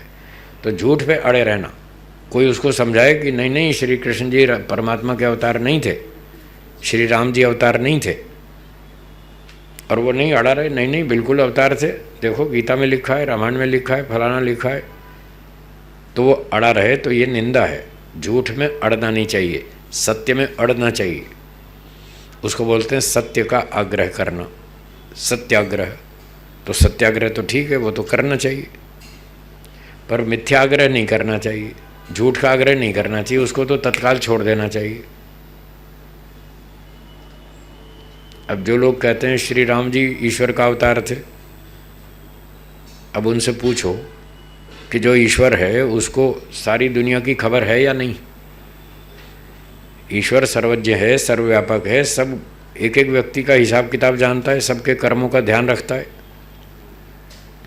अगर श्री राम जी ईश्वर का अवतार थे तो उनकी पत्नी को कोई ले गया उठा के, उनको यही पता नहीं मेरी पत्नी को कौन ले गया। वो क्या ईश्वर का अवतार है भाई, जिसको अपने घर का पता नहीं, जो अपने घर को संभाल नहीं पा रहा, दूसरे का तो क्या रक्षा करेगा वो? ईश्वर तो सबका रक्षक है, पर लोग विचार नहीं करते। तो इस तरह से आग्रह करना, नहीं नहीं वो तो अवतार थे, तो ये सब मिथ्या है, ये सब मिथ्या भाषण है। और झूठ में इस तरह आग्रह करना, ये सब निंदा कहलाती है। तो ये महापुरुषों की निंदा कर रहे हैं ये लोग, ये झूठ बोल को छुपाने के लिए 10 झूठ और बोल देते हैं, और बोलते कि वो सीता को, आत्मा को अग्नि में रख दिया था और फिर ये सारी लीला की थी, तो इसमें कोई दोष नहीं। हाँ, तो वो सब झूठ है, इसलिए वो सब निंदा कहलाती है, वो स्तुति नहीं है। तो स्तुति और निंदा को इस तरह से समझना चाहिए। ठीक है जी। तो ये स्तुति की बात पूरी हो गई, आगे फिर अगली कक्षा में देखेंगे। अब हमारा ये सत्र यहाँ तक आज पूरा होता है। 2-4 मिनट शंका समाधान हो तो बोलिए, वो पूरी कर लें। बोलिए कोई शंका हो तो।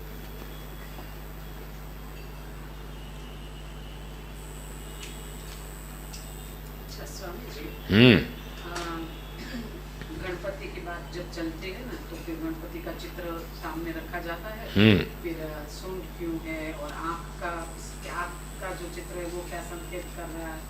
तो ये बेसिकली हम देखेंगे तो वो चीज ही नहीं होनी चाहिए ना, नहीं होनी चाहिए। सीधे सीधे वेद तो बता रहा है कि कोई भी चीज को सूक्ष्म दृष्टि से देखो, उसका क्या कहने का तात्पर्य है। जैसे अभी सत्य बात आई, सत्य बात आई, तो ऐसे ये सारी चीजें कोई चित्र बनाकर फिर उसके माध्यम से उसकी व्याख्या करे, इतना गलत प्रचलन प्रारंभ हो जाए तो गलत। हमारे वैदिक विद्वान भी इस बात को कहीं न कहीं वो करते रहते हैं, समर्थन देते हैं। समर्थन मतलब वो चित्र के आधार पर वो भी ऐसा समझाने का प्रयास, वो गलत है। तो वो कितना गलत है, बहुत गलत। क्योंकि उस गणपति का, सूंड वाले गणपति का वेद में कोई विधान नहीं। तो अभी बताया था ना, जिसका मूल सत्य हो, मूल अर्थ और फल जिसका सत्य हो, उसको विश्वास कहते हैं। तो इसका मूल ही गलत है, वेद में कहीं है ही नहीं, सूंड वाला गणेश कहीं है ही नहीं। आप क्यों उसकी पैरवी कर रहे हैं, क्यों उसका समर्थन कर रहे हैं जो वेद का है ही नहीं? वेद की बात की व्याख्या करो, वो ठीक है, उसमें हमें आपत्ति नहीं है। उसका मूल अर्थ और फल सत्य होना चाहिए, वो विश्वास है। तो ऐसी बात का प्रचार करो ना जो सत्य हो, वेदों पर आधारित हो। पर जो लोग इस तरह से कर रहे हैं वो गलत है। मैंने बताया था, जब तक न्याय दर्शन में एक्सपर्ट नहीं होंगे तब तक गलतियां करेंगे। वो स्वार्थ के कारण, लोभ के कारण, संख्या बढ़ाने के चक्कर में, पैसे कमाने के चक्कर में ऐसी गलतियां करेंगे, कोई भी हो। प्रचार करना बहुत कठिन काम है, सत्य बोलना बहुत कठिन काम है। जब तक आप वेद को नहीं समझते, ऋषियों को नहीं समझते, आपको प्रचार का अधिकार नहीं है।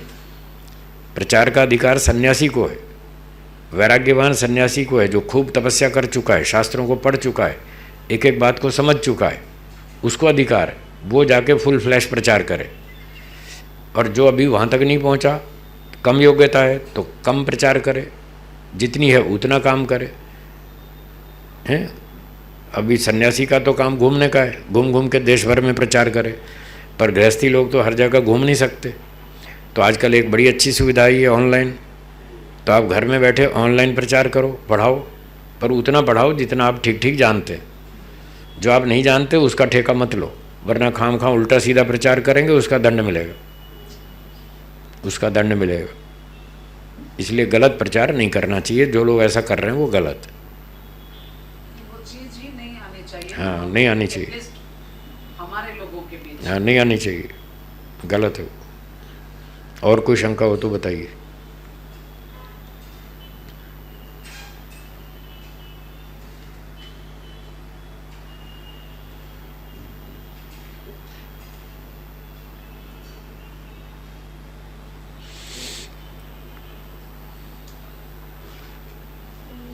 हाँ स्वामी जी।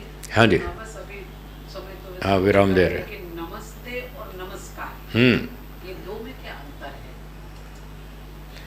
नमस्ते और नमस्कार। नमस्ते में जो है भावपूर्ण है, जो भावना है वो कंप्लीट है। ये कंप्लीट वाक्य है, पूरा वाक्य है। इसका अर्थ है मैं आपका सम्मान करता हूँ। पूरा सेंटेंस है। नमः, मैं सम्मान करता हूँ। ते, आपका। नमस्ते, नमः ते, दोनों को जोड़ के नमस्ते, मैं आपका सम्मान करता हूँ। तो इसमें वाक्य पूरा है। और जो नमस्कार है उसमें भाववाचक प्रत्यय है। उसका अर्थ है नमस्कार का अर्थ है झुकने की क्रिया। करता हूँ ये वाक्य, ये कमी है उसमें। नमस्कार का अर्थ है झुकने की क्रिया। अब यदि वाक्य पूरा बोले व्यक्ति मैं झुकने की क्रिया करता हूँ, तब तो ठीक है। और इतना ही बोले झुकने की क्रिया, तो फिर वाक्य अधूरा है। तो ये थोड़ा अंतर है इसमें। तो या तो बोलो नमस्कार करता हूँ, या तो ऐसा बोलो मैं नमस्कार करता हूँ, या तो ये ठीक है। या नमस्ते बोलो तो भी ठीक है। नमस्ते में वो करता हूँ शामिल है, नमस्कार में वो अधूरा है। ये फर्क है, ठीक है। तो नमस्ते बोलना ज़्यादा अच्छा है, उसमें वाक्य पूरा है। वेद में भी नमस्ते शब्द है। नमस्करोति, अब देखो क्री धातु का फिर ऊपर से प्रयोग किया। नमस्करोति, वो नमः करता है। नमः का अर्थ है झुकना या सम्मान करना, तो इसलिए वहाँ करोति और जोड़ना पड़ता है। पर नमस्ते में वो वाक्य कंप्लीट है, इतने से पूरा हो जाता है। नमस्ते अस्तु भगवन, कठोपनिषद में भी नमस्ते शब्द है। जब नचिकेता 3 दिन भूखा बैठा रहा यमाचार्य के घर पर, और 3 दिन बाद वो लौट कर आए, तब उनको पता चला कोई ब्रह्मचारी बैठा है यहाँ, उसने खाया पिया नहीं। तो उनको बड़ा अफसोस हुआ कि मेरी वजह से एक आदमी 3 दिन तक भूखा रहा। तो उन्होंने अपना प्रायश्चित सा करने के लिए यमाचार्य जी ने कहा नमस्ते अस्तु श्रीमन, नमस्ते अस्तु भगवन, मैं आपका सम्मान करता हूँ, आपका स्वागत करता हूँ, मेरी वजह से आपको कष्ट हुआ, माफ़ करना। त्वम अतिथिर में नमस्यः, तुम मेरे अतिथि हो, तुम मेरे सत्करणीय हो, सत्कार करने योग्य हो, मैं आपका सम्मान करता हूँ और आपको 3 दिन मेरी वजह से कष्ट हुआ, इसके लिए माफ़ी मांगता हूँ। उन्होंने यहाँ तक कहा, तब तो वहाँ भी नमस्ते शब्द का प्रयोग है। इसलिए नमस्ते कहना अच्छा है। और ये जो आर्योपदेश रत्नमाला पुस्तक है, इसमें अंतिम सिद्धांत देखिए, 100 नंबर पे देखिए क्या लिखा है, नमस्ते। इस पुस्तक में भी अंतिम परिभाषा नमस्ते, मैं तुम्हारा मान्य करता हूँ। देखिए करता हूँ, पूरा वाक्य कंप्लीट है। तो इस तरह से दोनों में अंतर है। ठीक है, तो विराम देंगे।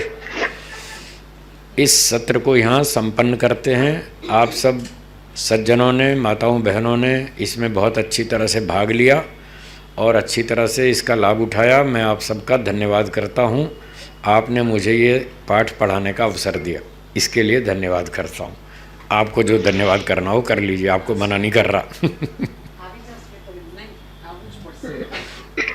जिनको करना हो वो आप भी कर लीजिए। नमस्ते, धन्यवाद हाँ स्वामी जी। नमस्ते, नमस्ते माता जी, नमस्ते। अभी यहाँ स्मिता माता जी आ रही हैं, वो धन्यवाद करेंगी। करो जी, हाँ, नमस्ते। नमस्ते, धन्यवाद जी। हाँ नमस्ते, स्वामी जी। नमस्ते जी, नमस्ते, धन्यवाद। धन्यवाद। अपने अब आप शुरू करो, शुरू करो। धन्यवाद स्वामी जी। ईश्वर का धन्यवाद नमस्ते, धन्यवाद स्वामी जी। बोलिए बोलिए बोलिए। देखा तो ये सबसे पहले तो हम ईश्वर का धन्यवाद करते हैं कि हमारे बीच में ऐसे वेदों के प्रखंड विद्वान उपस्थित कराए, तो ईश्वर का धन्यवाद करते हैं। और स्वामी जी आपका तो हम किन शब्दों में धन्यवाद करें, वो हमारे पास शब्द ही नहीं है। तो बहुत बहुत बहुत बहुत धन्यवाद। और हमारे साथ, मेरे साथ जो मेरे सहपाठीगण हैं, उनका भी मेरे जैसे धन्यवाद करती हूँ कि इतना मूल्य समय निकाल कर यहाँ सब उपस्थित हुए। सबसे ज़्यादा तो ये डोंबिवली से, कल्याण से जो बहनें आती हैं, उनका विशेष धन्यवाद है कि जो महिलाओं को ये ट्रेन की भीड़ में आना, वो भी बहुत कठिन बात है। तो भागती क्या कि मैं तो जब भी सुबह घर में काम में लगती हूँ तो ऐसा लगता है मैं तो घर में ही बैठी हूँ, मुझे भागना दौड़ना नहीं। यहाँ दूर दूर से सब बहनें आते, तो आपका विशेष धन्यवाद है। और हरीश भाई इतनी हाँ, एक युवा नहीं बोलेंगे क्योंकि छोटे ही है, 50 साल के नवयुवानी है, तो ये एकदम तैयारी के साथ आते हैं और इतनी सेवा करते हैं। टेक्नोलॉजी के माध्यम से हम सभी को बहुत साफ सुथरा आवाज़ पहुंचाने की जो सुविधा प्राप्त करवाते हैं, तो उनका भी बहुत बहुत धन्यवाद। और मेरे पतिदेव का भी मैं धन्यवाद करूंगी कि उन्होंने ये सब उपलब्ध करवाया। धन्यवाद। पूरा सहयोग दिया, पूरा सहयोग दिया है। ठीक है। और सेविका के रूप में जो मैंने भी माताएं जो काम करते हैं, सब पूरा कार्य में जो सहयोग कर रही है, उनका भी धन्यवाद। हम आशा करते हैं आप जल्दी से जल्दी ये मुंबई नगरी में आए और आगे बढ़ाएं। ठीक है। फिर कैमरा घुमाते घुमाते फिर एक बार धन्यवाद करेंगे। धन्यवाद।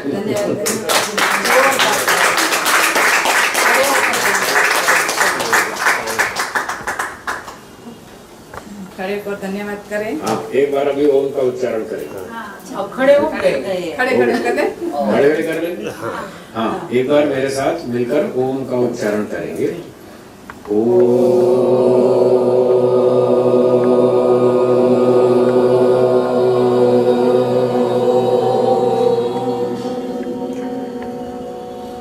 दोनों हाथ जोड़िए और बोलिए, सर्वेभ्यो नमः। सर्वेभ्यो नमः। सबको सादर नमस्ते जी। सबको सादर नमस्ते जी।